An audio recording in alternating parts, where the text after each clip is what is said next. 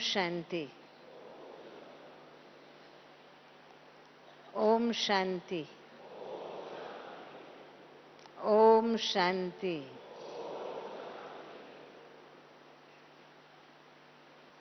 ओम शांति के बहुत अर्थ और बहुत उपयोग है, मैं समझती हूँ हमारे ब्राह्मण परिवार में।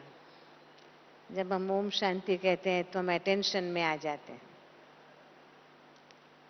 यूं कहे हम जाग जाते हैं, अटेंशन में आ जाते हैं। आप सभी विशेष समय निकाल करके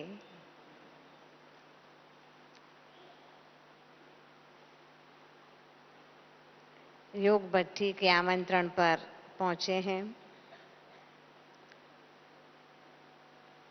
बाबा के ज्ञान और यज्ञ की एक विशेष चैलेंज को निभाते हैं, जो बाबा कहते हैं कि घर गृहस्थ में रहते हुए कमल पुष्प समान। जो आज की दुनिया के लोग जिसको असंभव महसूस करते हैं, न केवल कोई कॉमन मैन परंतु आज के जो सन्यासी तपस्वी होते हैं, वो भी असंभव सा महसूस करते हैं। जिस चैलेंज को आप सभी ने पूरा किया है, तो मैं तो ऐसा समझती हूँ कि वैसे पहले से ही आपको जिम्मेवारी निभाने का अभ्यास है ना। हर गृहस्थ व्यक्ति, हर परिवार को निभाने वाला व्यक्ति एक जिम्मेवार व्यक्ति होता है ना। विथ फ्यू एक्सेप्शंस, जो व्यक्ति अपने परिवार में जिम्मेवारी नहीं निभाता है, उसका परिवार छिन्न भिन्न हो जाता है। इसलिए आप सभी बाबा के ऐसे चुने हुए बच्चे हैं जिनको पहले से ही अपने आप में जिम्मेदारी उठाने का अनुभव है। जैसे शिव बाबा ने अनुभव ही रख लिया है ना। आप सबको इस बात का गौरव जरूर होता होगा कि हम बाबा के हम जीन्स है ना। बाबा ने बड़ा जबरदस्त बैलेंस रखा है यज्ञ में। बाबा सभी को हम जीन्स कह सकता है ना। ऐसी विशेषता है बाबा की। तो आप सभी बाबा के भी हम जीन्स हो। बाबा ने आप सभी को सिलेक्ट किया है, सभी आत्माओं को सिलेक्ट किया है, परंतु फिर भी आपने जो चुनौती स्वीकार किया है वो बहुत कम, जिसको बाबा कहते कोटों में कौ और कौ में भी कोई एक, ऐसे ऐसे रत्नों को बाबा ने सिलेक्ट किया है। तो आप जरूर महसूस करते होंगे कि हम बाबा के विशेष सिलेक्टेड आत्माएं हैं। ऐसा महसूस होता है? जो समझते हम विशेष आत्माएं वो हाथ ऊपर करें। आप देखो कितनी जबरदस्त संख्या में बाबा की विशेष आत्माएं हैं। क्योंकि पूरे भारतवर्ष और नेपाल सभी जगह से बाबा के बच्चे आए हुए हैं और बाबा का जो कार्य है बहुत विशाल कार्य है, अनलिमिटेड, बेहद का कार्य है। इसलिए इस बेहद के कार्य में, कार्य भी बेहद का है, तो बाबा के बच्चे भी कितने चाहिए? बेहद बच्चे चाहिए, जिम्मेवार। तो सबसे पहली जिम्मेवारी आप सभी ने निभाई है अपने परिवार के प्रति।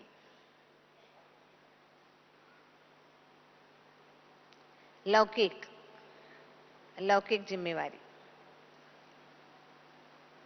बाबा के बच्चे बनने के बाद परिवार में भी लौकिक और साथ साथ अलौकिक जिम्मेदारी भी आपकी बनती है। जैसे बाबा ने कहा कि जो बाबा के बच्चे बाबा के ज्ञान में आते हैं वो अपने परिवार की पूर्वज आत्माएं हैं। अगर आप अपने परिवार में छोटे भी हैं, समझो परिवार में आपके 5 भाई हैं, आप सबसे छोटे हैं, तो भी आप कौन हैं? तो भी आप पूर्वज हैं। जो बच्चे बाबा के ज्ञान में चलते हैं अपने परिवार से, तो सारे परिवार, लौकिक परिवार की मैं बात करती हूं, सारे लौकिक परिवार के भी वो पूर्वज आत्मा है, क्योंकि बाबा के ज्ञान में चलने वाली आत्मा ही सबसे पहले इस दुनिया में आने वाली है ना? आप सोचिए, सबसे पहले कौन आने वाला है? हम बाबा के बच्चे जो ज्ञान में चलते हैं, बाबा की कही हुई धारणाओं में चलते हैं, श्रीमत पर चलते हैं, अच्छी तरह पुरुषार्थ करते हैं, वही सतयुग में पहले पहले आएंगे। तो जो पहले आएंगे वही पूर्वज है ना। इस जन्म में कोई छोटा भी क्यों ना हो, कितनी छोटी उम्र भी क्यों ना हो, जैसे कोई कुमारी हो, भले 15-20 साल की है, ज्ञान में चल पड़ी है, वो भी अपने परिवार की कौन आत्मा है? पूर्वज आत्मा है। तो लौकिक जिम्मेदारी के साथ अलौकिक जिम्मेदारी ये बनती है हमारी। सबसे पहली जिम्मेवारी ये है कि बाबा ने कहा है, हम जैसे कहते चैरिटी बिगिन्स एट होम। सबसे पहली चैरिटी जो है वो कहां से शुरू करना है? अपने परिवार से। तो मैं समझती हूं कि हमारा जो भी लौकिक, आपका लौकिक परिवार बड़ा है ना, क्योंकि आप गृहस्थ में रहते हैं। जैसे हम सभी कुमार कुमारी हैं, हम कुमारी है, तो हमारा लौकिक परिवार तो माँ बाप और बहन भाई से सीमित हो जाता है। चलो है भी लौकिक, तो भी माँ बाप और बहन भाई, बस दैट्स इट। पर आपका लौकिक परिवार बहुत लंबा चौड़ा है ना? अपना परिवार, इन लॉज का, फिर बेटे बेटी, उनके इन लॉज, और क्या से क्या परिवार लंबा हो जाता है। तो इसलिए आपको ज्यादा चांस है, आपको लौकिक परिवार में अलौकिक जिम्मेदारी निभाने का ज्यादा चांस है। इसलिए मैं समझती हूं कि हम जो भी बाबा के बच्चे हैं, बाबा के ज्ञान में चलते हैं, उसकी पहली जिम्मेदारी ये है कि कम से कम अपने परिवार के सभी सदस्यों को बाबा का सही रूप से परिचय मिल जाए। ज्ञान में चलना नहीं चलना हर एक आत्मा की अपनी अपनी तकदीर की बात है ना? अपनी अपनी बात है। परंतु उन सबको बाबा का परिचय मिल जाना, ये जिम्मेदारी किसकी बन जाती है? बाबा के बच्चों की। वो हमारी जिम्मेदारी है, कोई बाकी नहीं रहना चाहिए। जो बाबा तो अभी हमें कहते हैं कि कोई आत्मा बाकी नहीं रहनी चाहिए, परंतु हमारे परिवार का होगा, वो तो जरूर हमें कहेगा कि अरे तुमको भगवान मिल गया, हमको बताया ही नहीं, हम तो आपके ये लगते थे, हम तो ये लगते थे, हम तो आपके परिवार के हैं। कई प्रसंगों में हम साथ में थे, हम आपसे मिले थे, पर आपने हमको बताया ही नहीं। तो ये है लौकिक परिवार में भी अलौकिक जिम्मेवारी। लौकिक परिवार की जिम्मेदारी तो है ही, वो तो अच्छी तरह से निभानी है। तो लौकिक परिवार में जो जिम्मेवारी है वो ये है, जो हम बाहर की दुनिया वालों को भी ये संदेश देते हैं कि आप अपने परिवार में भी बाबा के ज्ञान को अच्छी तरह से सबको, बच्चों को, घर वालों को, निजी परिवार जो अपना है उसमें भी बाबा के ज्ञान को जरूर स्थान देना है। सबको बाबा का यथार्थ रूप से ज्ञान हो, परिचय हो, जिसको हम कहते हैं कि आप अपनी धन दौलत मिल्कत का वर्षा तो देने के लिए व्यवस्था करते हैं, परंतु सच्चा वर्षा कौन सा है? बाबा के ज्ञान का और मूल्यों का, बाबा के ज्ञान का और बाबा ने जो गुण, वैल्यूज, मूल्य, नैतिक मूल्य जो दिए हैं उनका वर्षा जरूर देना है। तो बाबा का मैसेज सबसे पहले हमें कहाँ देना है? अपने घर में। बाबा ने जो हमें लाइफस्टाइल बताई है, जीवन जीने का तरीका जो बताया है, जीवन जीने का सिद्धांत जो बताया है, मैंने देखा है कई बार कि व्यक्ति ज्ञान में चलता है, खुद अकेले चलते हैं, पर परिवार वाले कोई नहीं चलते हैं और ना कोई मानते हैं। चलते नहीं हैं, कई बार चलो चलते नहीं हैं पर मानते हैं, ऑनर रखते हैं, रिगार्ड रखते हैं, बातों को सच्ची मानते हैं, ये कबूल करते कि हम नहीं चल सकते पर बात बहुत अच्छी है। मुझे याद है कि एक परिवार वाले, एक भाई अधर कुमार अपना कुछ सालों से 2-4 साल से ज्ञान में चलते हैं। उनका बेटा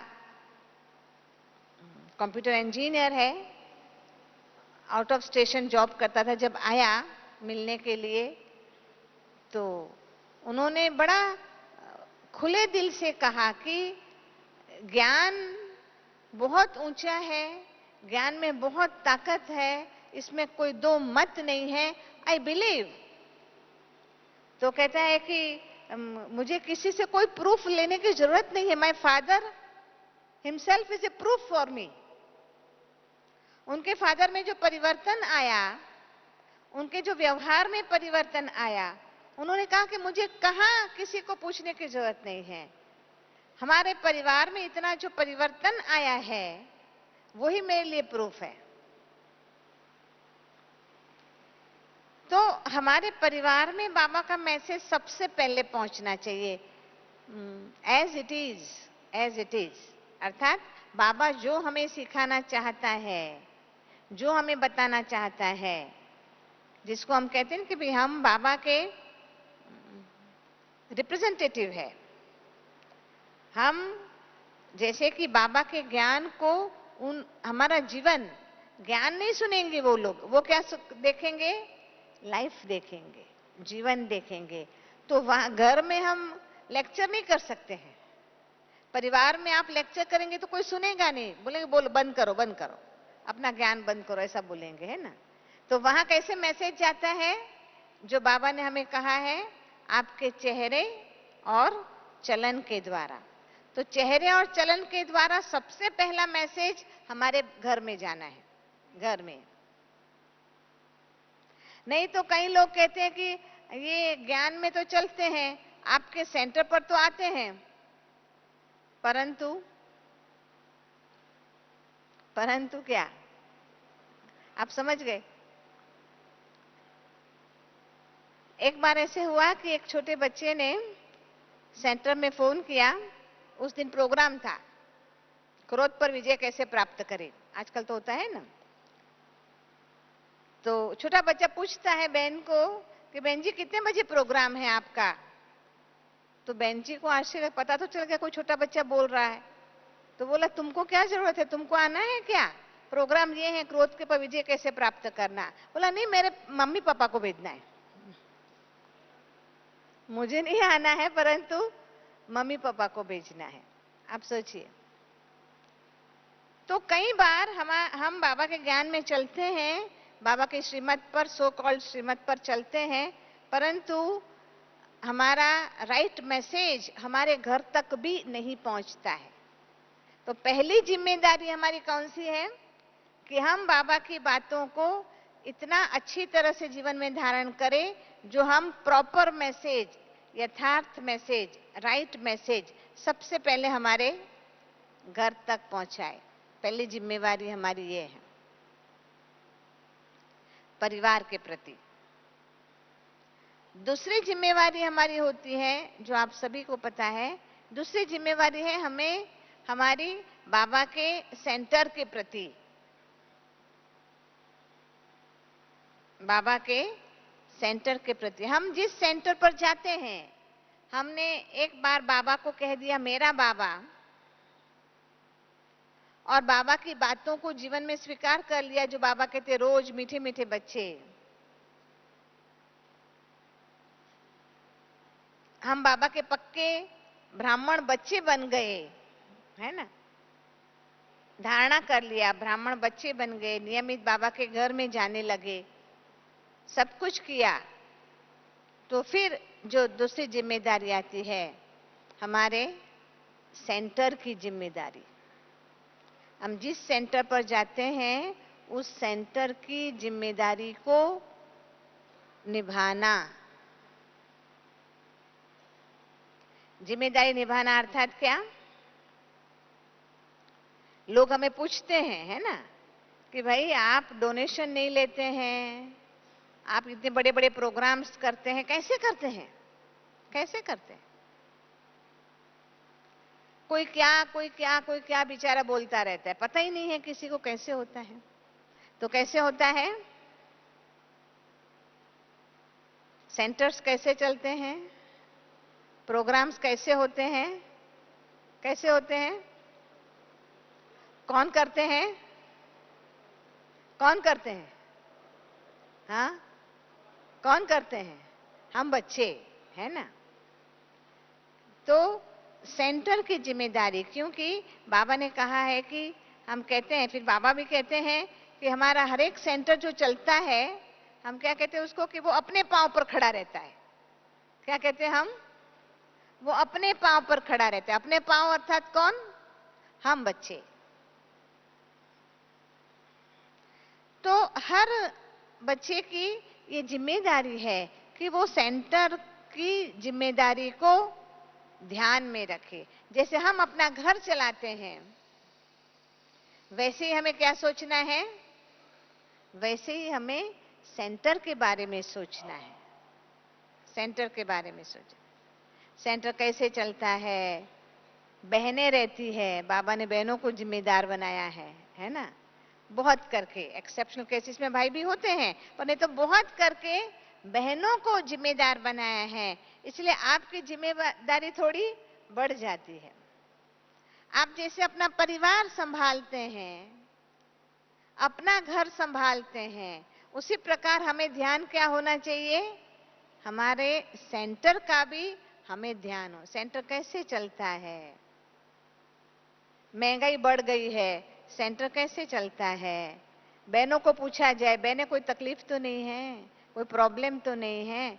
आज दुनिया में सिक्योरिटी की भी बहुत जरूरत होती है, तो उस हिसाब से भी सोचा जाए, उस हिसाब से भी जिम्मेदारी को निभाया जाए कि सेंटर मेरा है और मेरी जिम्मेदारी है।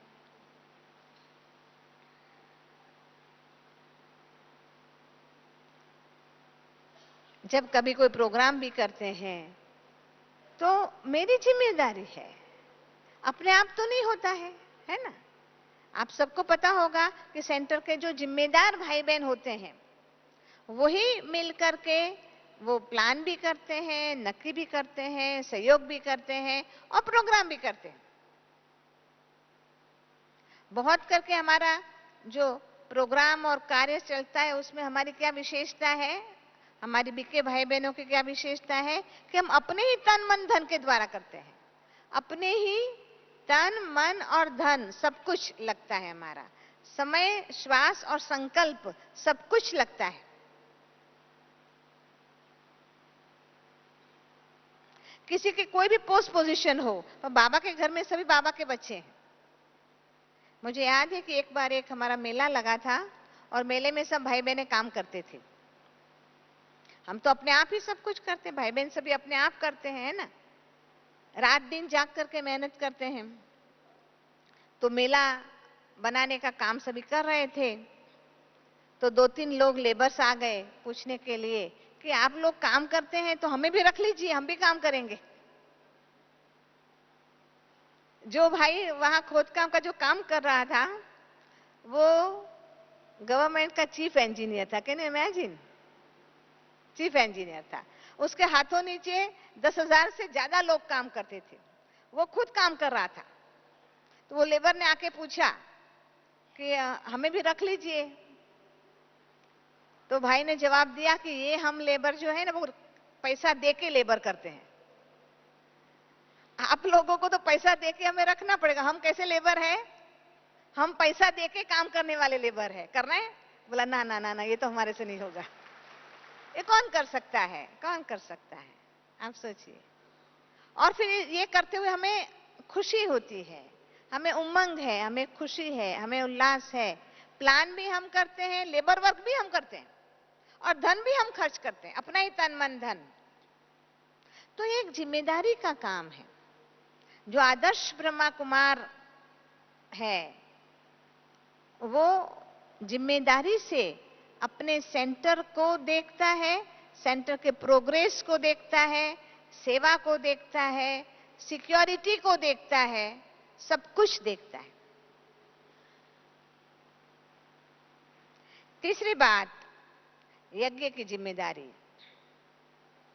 हम सेंटर में बाबा के प्रिय बच्चे हैं तो यज्ञ के भी, हाँ, यज्ञ के भी विशेष बच्चे हैं। अभी किसने निमंत्रण दिया है? अभी आप सबको निमंत्रण दे के किसने बुलाया है? यज्ञ ने, है ना। इसको बड़ा यज्ञ कहा जाए। सेंटर भी यज्ञ है पर ये एक महायज्ञ है, बड़ा यज्ञ है। तो इस महायज्ञ के प्रति भी हमारी जिम्मेदारी बनती है। हम कितने जिम्मेदार हैं, हम कितना यज्ञ के बारे में सोचते हैं।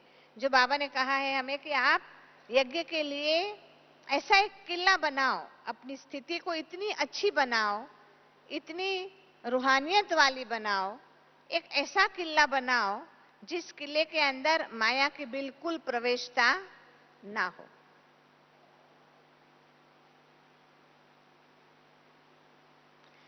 तो अपने आप को यज्ञ के जिम्मेदार आत्मा समझ। यज्ञ का जिम्मेदार अर्थात क्या? स्थूल एवं सूक्ष्म। स्थूल तो आप हम सबको पता है। कई लोग हमारे से बात करते हैं कि बहन आबू में तो बहुत अच्छा सब व्यवस्था है, बहुत अच्छी व्यवस्था है, बहुत कुछ है। कोई कोई सोच लेता है कि यहाँ तो बहुत कुछ है, हमें कुछ करने की जरूरत नहीं है।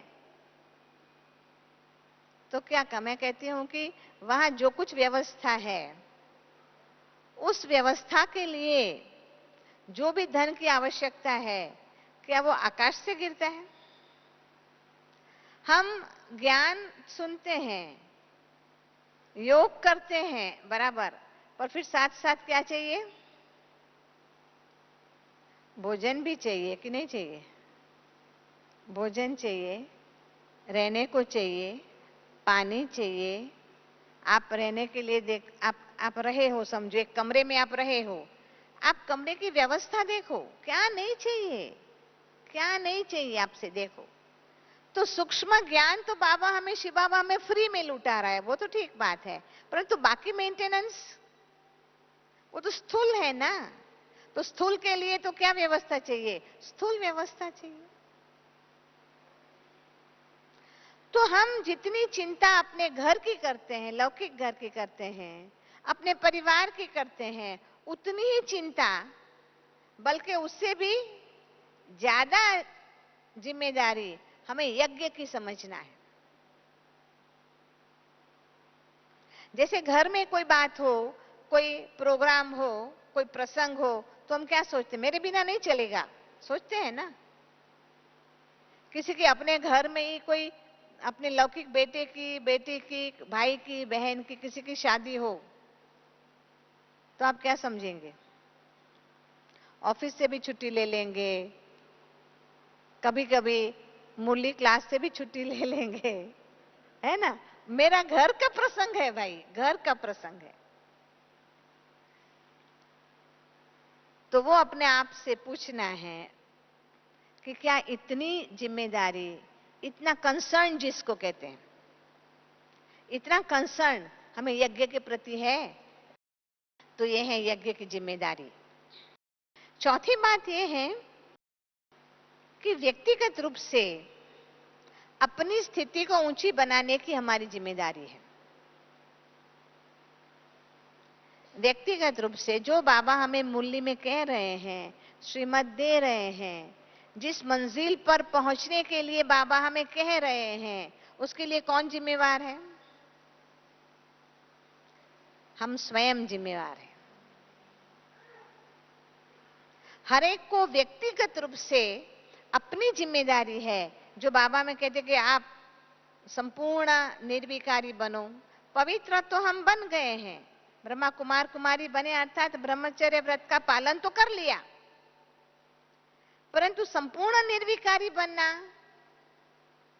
बाबा की लास्ट सीजन के सभी मूल्यों में बाबा ने विशेष क्रोध पर विजय प्राप्त करने के लिए कहा, जोश के पर विजय प्राप्त करने के लिए कहा। वो किसकी जिम्मेदारी है? वो कौन पुरुषार्थ करेगा? बाबा हमें रास्ता दिखा रहे हैं, पर चलना किसको है? चलना किसको है? चलना तो हमें है ना। चलना वो तो हमारी व्यक्तिगत जिम्मेदारी हो जाती है। तो वो जिम्मेदारी का हमें हमेशा ख्याल रहे कि मुझे मेरी स्थिति को अच्छे से अच्छी स्थिति रखना है।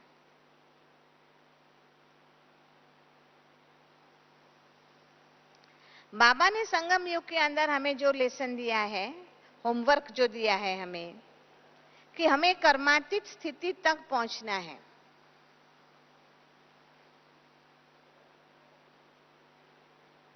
कर्मातीत स्थिति बहुत ऊंची है खैर, पर फिर भी हमें उस दिशा में आगे जरूर बढ़ना है। कर्मातीत अर्थात कर्म करने के बाद किए हुए कर्म से ममत्व न रहे, मैंने किया ये न रहे।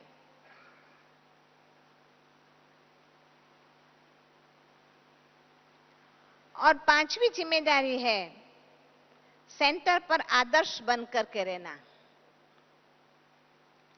सेंटर पर आदर्श बनके, जब आप पक्के बाबा के बच्चे हैं, आप ज्ञान में चल रहे हैं अच्छी तरह से, आप पुराने बाबा के बच्चे बन जाते हैं। और विशेष करके अधर कुमार विशेष क्यों? क्योंकि आने वाले परिवारों में परिवार ज्यादा होते हैं, कुमार कुमारी फिर भी कम आ जाते हैं, परिवार वाले ज्यादा आते हैं। बहनों को देखते हैं, वो तो देखते कि ये तो इन्होंने तो घर बार छोड़ दिया है, सन्यासी है, उनकी बात दूसरी है। उनके आगे आदर्श कौन होते हैं? आप उनके आगे आदर्श होते हैं। आपको वो देखते रहेंगे, ये क्या करते हैं, ये भी, आप भी अमृत वेले उठते हैं, आपको पर्सनली पूछेंगे आप भी अमृत वेले उठते हैं? कहीं बहनें तो ठीक है, उनका तो अपना धंधा ही वो है, पर आप क्या करते हैं? आप भी उठते हैं? आप बोलेंगे हाँ हम भी उठते हैं, बिल्कुल नियमित रूप से। क्या रोज क्लास में आना जरूरी होता है? आपसे पूछेंगे क्या मूली क्लास में रोज आना चाहिए? अगर आप नहीं आते हैं तो आप कैसे कहेंगे कि आना चाहिए? अगर कहेंगे तो भी उसका असर होगा। जो नहीं आता होगा क्या कहेगा? वैसे आना चाहिए, पर आप गुरुवार को आओ तो चलेगा, क्योंकि खुद नहीं आता है ना। खुद नहीं आता है, वो स्वाभाविक रूप से ऐसे ही एडवाइस करेगा, गुरुवार रविवार ऐसे आया करो तो अच्छा रहेगा। जो खुद नियमित आता होगा वो क्या कहेगा? बिल्कुल पक्का नियमित आना ही है। तो आपसे पूछेंगे आप यज्ञ सहयोग करते हैं? करना चाहिए? कैसे करना चाहिए? कितना करना? आपको अनुभव होगा, आपको पूछते होंगे, सभी पूछते हैं ना, आपको पूछते हैं। जो समझते पूछते वो हाथ ऊपर करें।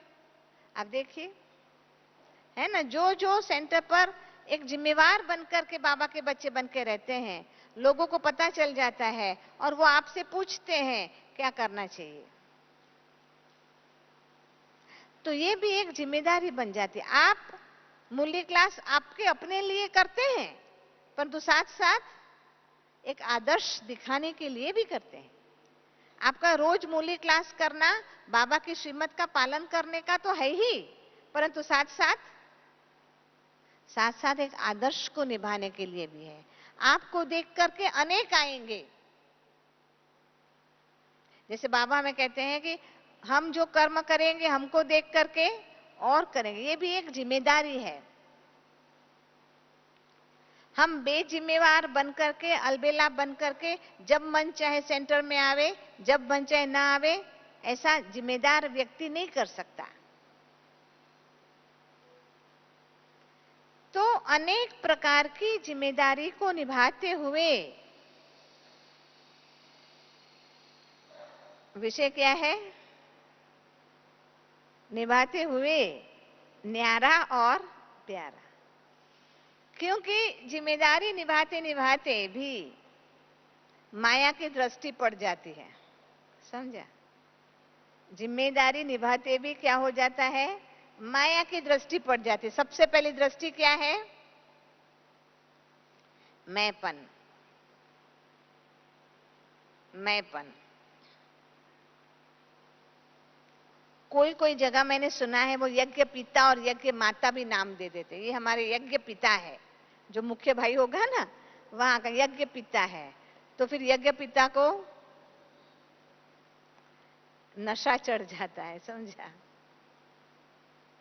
अहंकार आ जाता है, नशा चढ़ जाता है, मैं कुछ हूं। तो न्यारा बनना अर्थात सबसे पहली बात है मैंपन से न्यारा। मैंपन से न्यारा, मैंने किया, मैं कुछ हूं, कभी कभी मैं जिम्मेदार हूं, इसका भी अहंकार आ जाता है, मेरी जिम्मेदारी है ना, ये भी अहंकार आ जाता है। तो अहंकार से न्यारा, नम्र चित्त, और उससे न्यारा बनने के लिए मैं और मेरेपन से हमें न्यारा बनना है, मान अपमान से। क्योंकि हम एक बार जिम्मेदार बन जाते हैं और स्वाभाविक है, आप जिम्मेदार है तो आपके लिए रिगार्ड तो रहेगा ना, सबको आपको ऑनर तो दिया ही जाएगा,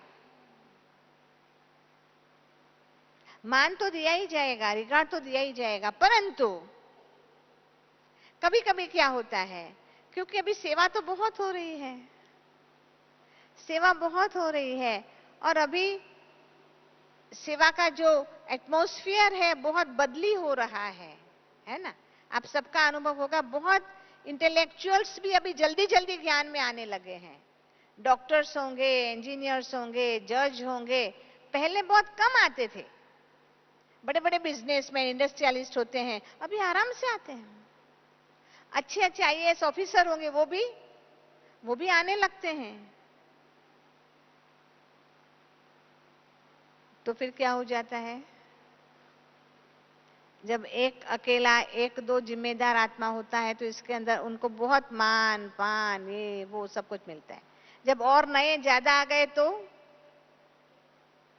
क्या करना पड़ेगा, उस पर भी ध्यान जरूर देना पड़ेगा। वास्तव में ध्यान तो जो जिम्मेदार है उनको ही देना है, पर कभी कभी क्या हो जाता है,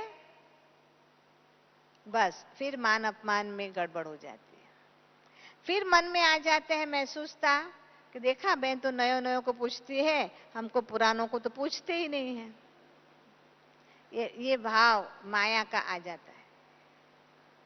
तो पुरानों को पूछने की जरूरत नहीं है, पर पुरानों को और ही नयों को पूछने की आवश्यकता है, उनकी पालना करने की आवश्यकता होती है।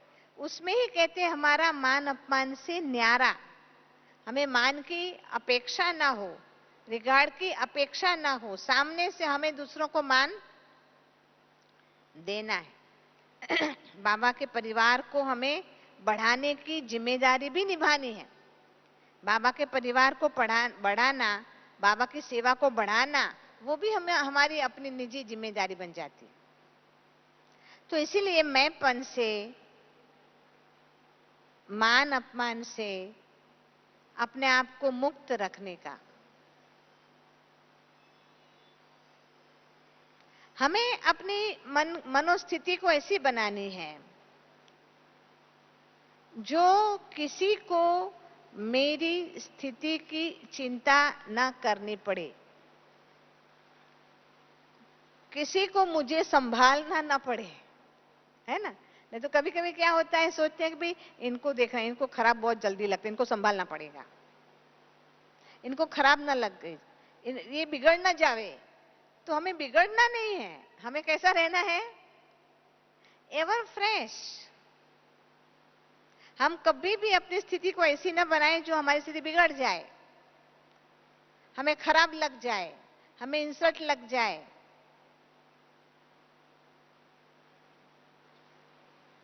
जैसे बाबा कहते हैं कि हम जो भी कार्य करते हैं उसका अल्प समय का फल खाने के लिए हम तैयार हो जाए, नहीं।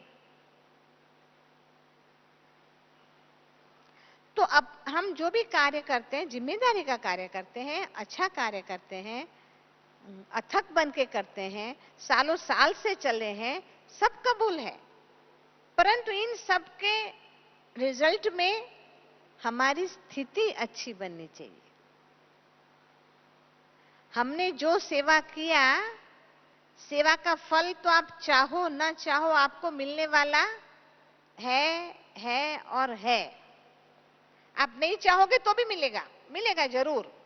परंतु इंपॉर्टेंट क्या है, बाबा कहते हैं सेवा का बल। सेवा का फल तो मिलेगा, पर सेवा का बल, ये संगम युग की जरूरत है, आवश्यकता है। तो अगर हमने सालों साल से सेवा किया है, तो अभी तो हमारी स्थिति ऐसी बन जानी चाहिए जो किसी हालत में वो ऊपर नीचे ना हो, न्यारा।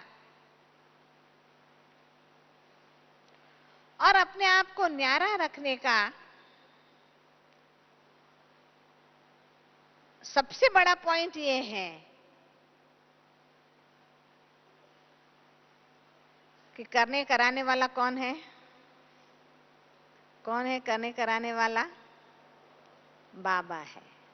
वही करण करावनहार है। सत्य तो ये है, एक्चुअलिटी तो ये है ना, कि भगवान स्वयं आया है और विश्व परिवर्तन का कार्य कर रहा है। वो होकर के ही रहेगा, किसके रोके रुकने वाला नहीं है ना। कोई बिल्कुल कुछ न करे, हम सभी स्ट्राइक करके बैठ जावे कि बाबा छोड़ो, हम आपका काम करने ही वाले नहीं है, जाओ, तो स्वर्ग आएगा कि नहीं आएगा? तो भी आएगा। Can you imagine? हम कोई कुछ न करे तो भी स्वर्ग आएगा, तो भी आएगा। क्योंकि किसको करना है? उनको करना है। मैं तो हमेशा कहती हूँ कि उनके लिए तो ये इतना इजी है कि बात मत पूछो। क्योंकि वो तो रास्ते चलते व्यक्ति से कुछ भी करा सकता है। रास्ते चलते व्यक्ति से, ज्ञान में चले न चले, पर उनके लिए तो एक संकल्प देना ही काफी है। एक संकल्प, एक सपन दे देगा, साक्षात्कार की जरूरत नहीं, एक सपन दे देगा, एक संकल्प दे देगा, बस काम हो जाएगा। अब भक्ति मार्ग में देखो, बड़े बड़े मंदिर बनते, कैसे बनते हैं? सपन आया कि मंदिर बनाओ मेरा, बस ओम शांति। वो बेचारा सारी लाइफ टाइम मंदिर बनाने में ही लग जाएगा। तो उनके लिए तो सब कुछ पॉसिबल है और बहुत इजी है। केवल बाबा ने हम आत्माओं को निमित्त बनाया है, हमारा भाग्य बनाना है। इसलिए क्योंकि ये जो बाबा नया युग ला रहे हैं, वो कायदेसर ला रहा है, आशीर्वाद से नहीं, कायदेसर। कायदेसर अर्थात क्या? क्योंकि अभी बाबा हमारा भाग्य बना रहा है। बाबा क्या कर रहे हैं? हमारा भाग्य। और एक बार भाग्य बन गया, वो तो कोई भी लूट के ले नहीं जा सकता। भूकंप हो जावे, बाढ़ आ जावे, विनाश महाविनाश हो जाएगा, शरीर छूट जाएगा, परंतु आत्मा भाग्य साथ में लेकर के जाएगी। जो सतयुग आने वाला है वो किस आधार पर आने वाला है? हमारे भाग्य के आधार पर। सतयुग कैसे आएगा? हमारे भाग्य के, हमने भाग्य बना लिया। हमने बाबा की श्रीमत पर इतनी आत्माओं के कल्याण के लिए अपना तन मन धन, अपना समय शक्ति और संकल्प सब कुछ लगाया अगर हमने, तो परिणाम क्या आएगा? हमें अपने भाग्य के लिए तो बाबा कह रहे तुम्हारे कारण सतयुग आ रहा है, तुम्हारे कारण मुझे इस दुनिया की सफाई करनी पड़ रही है। क्योंकि तुमको सुख देना पड़ेगा ना, तुमने अच्छे इतने कर्म कर लिए तो तुम्हें मुझे सुख देना पड़ेगा ना। तो बाबा ने इस नए युग को लाने के लिए, हमारा भाग्य बनाने के लिए हमें केवल चांस दिया है निमित्त बनने का।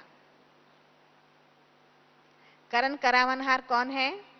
बाबा है, जो जरा सा भी ममत्व रखता है। मैं आपको एक एग्जांपल बताती हूँ। एक बार ऐसे हुआ कि एक सेंटर पर कुछ कार्य हो रहा था और वो कार्य के प्रति जो हम सहयोग करते हैं ना, तो सहयोग देने की बात हुई थी। तो सहयोग देने की बात हुई, कुछ होगा 10,000, उस समय तो उसका वैल्यू था बहुत, 10-15 हजार की। तो उसके पास क्या कहते हैं वो, शेयर वगैरह, शेयर रखते हैं ना, शेयर होता है ना, तो ऐसा शेयर कुछ वो व्यक्ति के पास रखा हुआ था। तो उसने सोचा ये शेयर में बेच के बाबा के यज्ञ में सहयोग मुझे कर देने का है। एक संकल्प तो ऐसा आया। फिर दूसरा संकल्प आया कि अभी नहीं करता हूं, 1 साल के बाद इसकी कीमत बढ़ जाएगी, तो मैं फिर बढ़ भी जाएगी तो अच्छा रहेगा, तो फिर वो दे दूंगा बाबा के यज्ञ में। आप मानेंगे नहीं, 1 साल के बाद उसके शेयर कागज रह गए, 0 वैल्यू हो गया। Can you imagine? तो हम निमित्त हैं, हमारे से कुछ भी हो जाना वो भी हमारे भाग्य की निशानी है, वो भी भाग्य है हमारे। हम करते नहीं हैं, बाबा हमारे से करवाते हैं, बाबा हमारे से करवाते हैं, और जिनसे करवाते हैं वो भाग्यशाली आत्माएं हैं, वो भाग्यशाली आत्माएं हैं। इसलिए हमें हमेशा इस बात को याद रखना है कि मेरे द्वारा मैं समय दे सकूं, मेरे संकल्प दे सकूं, मेरी शक्ति दे सकूं, मेरा धन दे सकूं अगर मैं बाबा के यज्ञ में, तो ये मेरा बहुत बड़ा भाग्य है, बहुत बड़ा भाग्य है। कई ऐसी आत्माएं यज्ञ में होती है जो बहुत कुछ करने के बाद भी इतने नम्र चित्त होंगे, इतना निमित्त भाव होगा कि हमें देख करके आश्चर्य लगेगा कि एक तो करना भी और तो भी इतना नम्रता भाव है ना। वैसे तो बाबा का यज्ञ नहीं चलता है, इतना बड़ा यज्ञ चलता है तो ऐसे बाबा के बच्चों से ही तो चलता है। तो कई ऐसे होते हैं जिनके मन में पक्का है कि करण करावनहार कौन है? बाबा है, ऑलमाइटी है, ऑलमाइटी। एक छोटी सी कहानी, शास्त्रों वाली एक कहानी छोटी सी याद आती है कि कहानी में कहते हैं कि एक बार ऐसे हुआ, जैसे श्री राम का जन्म हुआ, थोड़े बड़े हुए तो शिव जी को हुआ कि राम ने स्वयं ने जन्म लिया है पृथ्वी पर, मेरे को उसको देखने का दिल हो गया है। वो कैसे लगते होंगे स्थूल रूप में, बच्चे बन के गए तो वो कैसे लगते होंगे। तो शिव खुद जाते हैं मदारी बन के, आपको कईयों को शायद पता होगा, मदारी बन के जाते हैं और हनुमान को वानर बना के वो मदारी बन के खेल करते हैं, और वहां उसके घर के महल के बाहर वो खेल करना शुरू कर देते हैं। तो छोटे बच्चे तो आ ही जाते हैं, तो राम लक्ष्मण भरत सभी बच्चे आ गए और बहुत आनंद करने लगे। तो इतने में उसकी माँ सभी आ गई, कौशल्या वगैरह आ गए और बोला कि ये क्या खेल रचाया है, क्या बंदरों को। फिर जन्मों जन्म की याद दिलाते वो वानर कहता है हनुमान राम को कि रख लो मुझे आपके पास, मैं तो इसलिए तो आया हूं, ये मुझे छोड़ने ही आए हैं, मुझे आपके पास रख लो। तो राम ने कह दिया कि मम्मी मुझे वानर लेके दे दो, हम अपने घर में रखेंगे। तो कौशल्या कहते अरे तू राजमहल में वानर रखेगा, पागल हो गए है क्या? तो उसको बोला मदारी को, जा तू भाई जा, यहाँ से बहुत हो गया, बहुत, जाओ तुम यहाँ से जाओ। तो वो तो जावे नहीं। तो कौशल्या कहती है कि तुमको जो चाहिए ले लो। तो सोना मोहर की थाली लेकर के ले आई, कि लीजिए लीजिए और आप जाइए प्लीज, हमारे महल के बाजू से चले जाइए। तो कमेंटेटर जो था देने वाला कहते हैं कि उनको क्या पड़ी है सोना मोहर की, जो किसी पर्वत को भी एक संकल्प से सोने का बना सकता है, जो मन चाहे जो कर सकता है उसका संकल्प, उसको ये सोने मोहर की क्या पड़ी है ना। तो मुझे यही सोच चला कि सच में ऑलमाइटी सर्वशक्तिमान हमारे सन्मुख आए हैं, विश्व परिवर्तन का कार्य कर रहे हैं, वो चाहे तो उसको हमारी एक पाई की भी दरकार नहीं है, नहीं है।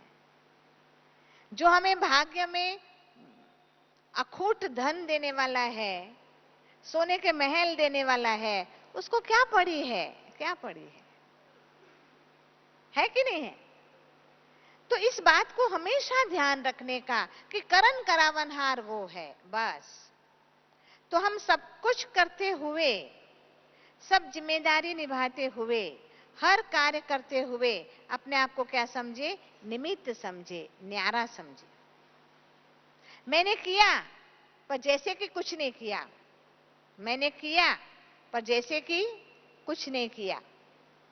तो ये भाव जितना मन में होगा उतना हम कितनी भी जिम्मेदारी निभाएंगे परंतु न्यारा रहेंगे। परंतु केवल न्यारा नहीं, साथ साथ क्या है? प्यारा। और उसके लिए चाहिए हमारा व्यवहार,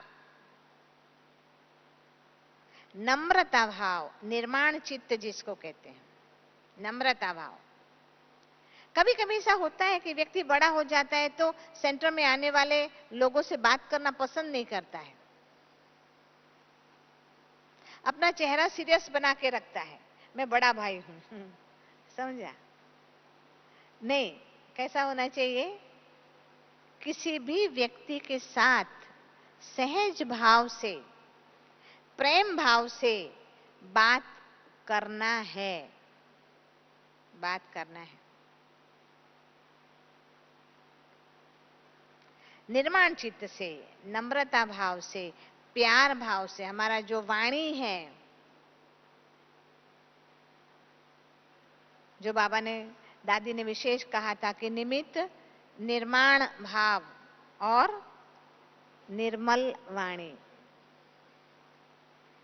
हमारे व्यवहार में, हमारे बोल में, हमारे वर्तन में जरा भी अहम भाव ना हो, अहम भाव ना, तभी हम औरों के साथ अच्छा व्यवहार कर सकते हैं, तभी न्यारा के साथ हम प्यारा बन सकते हैं। और प्यारा बनने का अर्थ ही है दुआओं को प्राप्त करना, है ना? अच्छा व्यवहार आप करेंगे तो क्या प्राप्त करते हैं? दुआ प्राप्त करते हैं। और दुआ प्राप्त करना वो जीवन के अंदर, ब्राह्मण जीवन के अंदर सबसे बड़ा संतुष्ट रहने का एक विधि है, उपाय है। जितनी आपको दुआएं मिलती है उतना आप फ्रॉम विदिन, अंदर से आप संतुष्ट रहते हैं, संतुष्ट।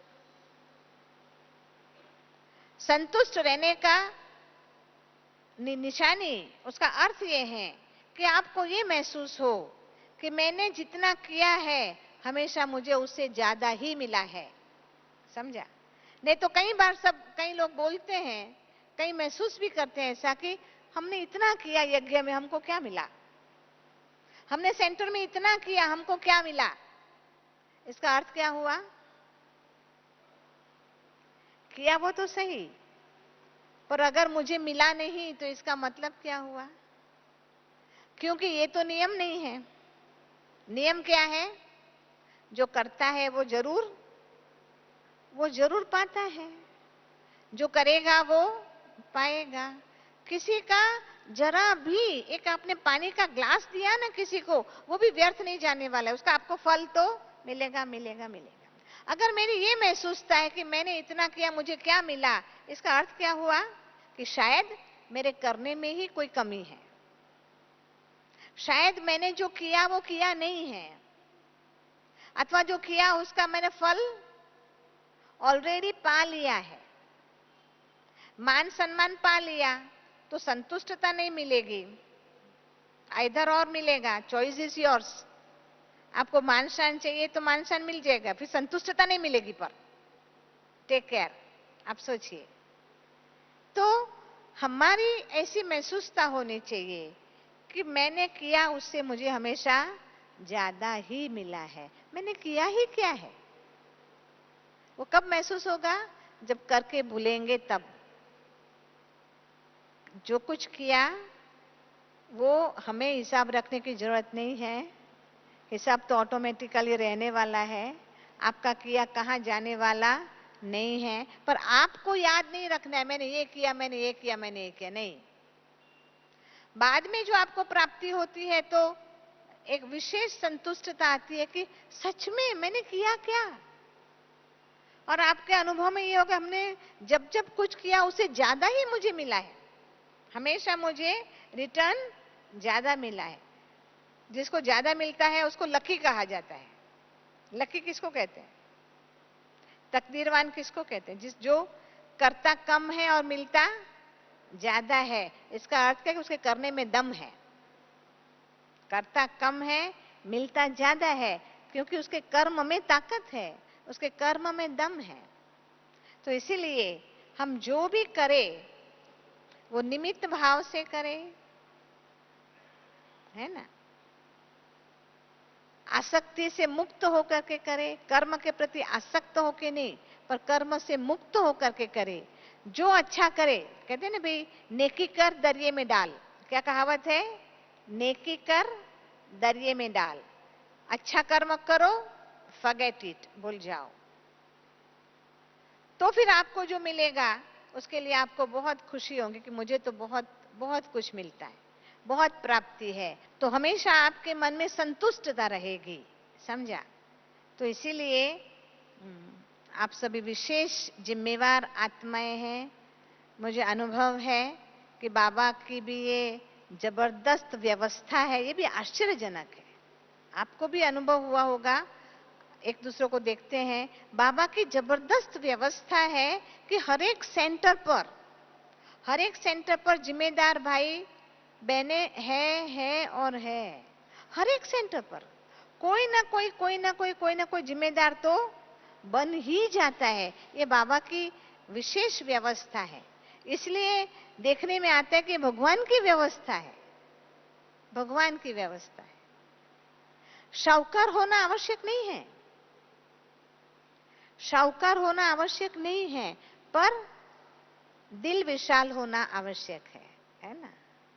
जिम्मेदारी समझना आवश्यक होता है। कई लोग बहुत गरीब होते हैं पर बहुत जिम्मेदार होते हैं। घर की एक रोटी से आधी रोटी सेंटर में देने वाले होंगे, ऐसे जिम्मेदार, है ना। तो इसीलिए आप सभी बाबा के जिम्मेदार बच्चे, जहां जहां जिस सेंटर पर है, जिम्मेदार आत्माएं हैं। और बाबा ने कहा जिम्मेदार आत्माएं और जिम्मेदार बने, अपने परिवार के प्रति, अपने सेंटर के प्रति, अपने यज्ञ के प्रति, निजी मन की स्थिति के प्रति, और सेंटर को आगे बढ़ाने के लिए एक आदर्श बनने के प्रति अपनी जिम्मेदारी निभाएं, अच्छी तरह से निभाएं, पर साथ साथ क्या बने? न्यारे और प्यारे। तो मैं समझती हूँ कि बाबा भी देख देख के बहुत हर्षाएगा, क्योंकि आखिर तो आप सभी बाबा के हम जिन्स है ना।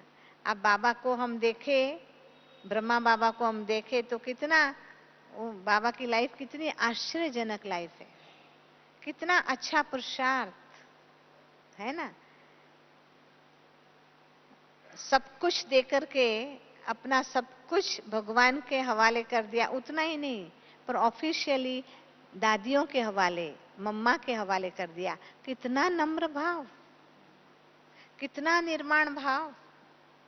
सब कुछ पूरा यज्ञ चलाते हुए एकदम न्यारा, और आप हम सबका बहुत बहुत प्यारा। तो ऐसे ही हमें बाबा को फॉलो करना है। ओम शांति।